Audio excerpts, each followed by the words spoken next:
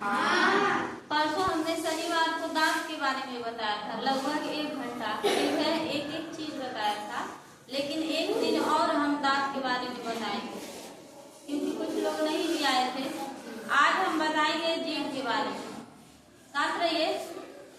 पहले सभी लोग अपने मुंह में देखिए कि सबके मुंह में जीभ है कि नहीं है। ऐसा तो नहीं है कि कोई बिना जीभ का है।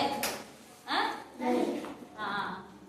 जीभ तो बहुत बड़ा है तुम लोगों का, है कि नहीं। हाँ, जीभ बहुत लपर लपर चलाते भी हो। चलिए देखिए, मान लीजिए ये आपका जीभ है, किसका? हाँ, ठीक है। लेकिन इस ब्लैक बोर्ड पे हमने आपका नहीं बनाया है, ये हम अपना बनाए हैं, ठीक है। हम अपने बारे में बता रहे हैं और सेम चीज जो मेरे में होगा वही आप में भी होगा। लेकिन जिसके पास जीभ होगा उनके लिए, खुदा न खास्ता जिसके पास जीभ नहीं है तो अलग बात है। आइए देखिए, ये जीभ है, ऐसे ही होता है ना, ऐसे ही जीभ होता है, ठीक है। पूरा एकदम जीभ तो नहीं यहाँ पे हम उतार सकते हैं, लेकिन मान लीजिए ये आपका क्या है, जीभ। एक आदमी मान लो, देखो इधर, जीभ में ये जो आगे वाला भाग होता है, आगे का जो पतला वाला भाग है ना, यही है, दिख रहा है ना, इसको हम अग्रभाग बोलते हैं। क्या बोलते हैं? अग्रभाग। हाँ, और अग्रभाग से जब हम कोई चीज खाते हैं तो हमको जो है कि किस चीज का स्वाद पता चलता है।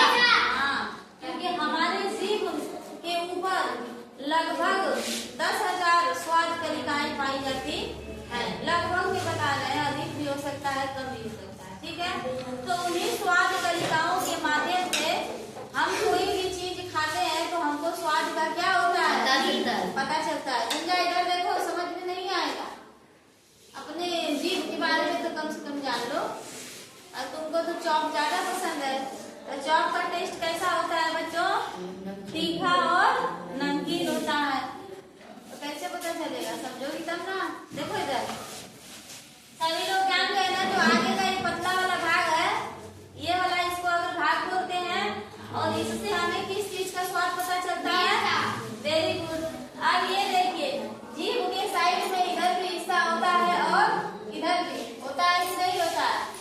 सभी लोग अपने जीभ में महसूस करिए, जीभ निकालेंगे ना तो इस साइड भी और इस साइड, उसको 2 भागों में डिवाइड किया गया। जो आगे, जो ये पतला वाला के जस्ट ऊपर आधा हिस्सा है, ठीक ना, इसको अग्रपार्श्व भाग बोलते हैं। क्या बोलते हैं? हाँ, अग्र का मतलब आगे होता है, अपश्च का, पार्श्व का मतलब पीछे होता है। इतना तो समझ में आ रहा होगा। अग्र का मतलब आगे और पार्श्व का मतलब, ठीक है। तो ये अग्रपार्श्व भाग में हमको किस चीज का स्वाद पता चलता है? हाँ, जस्ट इसके बगल में है पार्श्व भाग, तो यहाँ पर हमको किस चीज का स्वाद पता चलता है? खट्टा का। Very good. फिर एकदम जो चीज इधर होगा वही सेम चीज जीभ के इस साइड में भी होगा। ये भी है अग्रपार्श्व भाग, इसमें हमको किस चीज का स्वाद पता चलता है? और यहाँ पर खट्टा।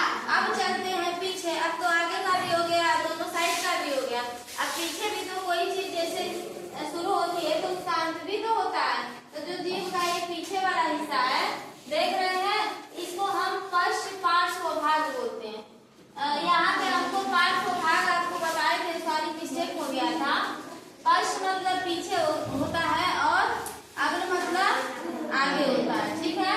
तो ये है पश्च पार्श्व भाग, यानी कि जो पीछे होता है जीभ का हिस्सा, वहां से हमको कड़वा और तीखे का स्वाद पता चलता है, ठीक है, याद रखिएगा। और जो बीच का हिस्सा है, पूरे जीभ में बीच वाला हिस्सा है, तो यहाँ से हमको कोई भी स्वाद पता नहीं चलता। समझ में आ गया? एक चीज ये भी याद रखिएगा, अग्र मीन्स आगे, अपश्च मीन्स पीछे। हाँ, थोड़ा दिमाग से कर गया था, ध्यान नहीं दिए।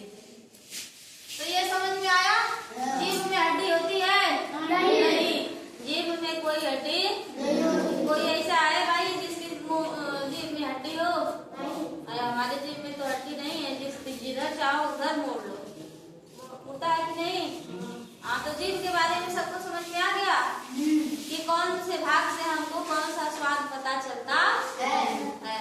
और जीभ में कोई हड्डी नहीं होती, लगभग में 10,000 स्वाद कलिकाएं होती हैं, ठीक है।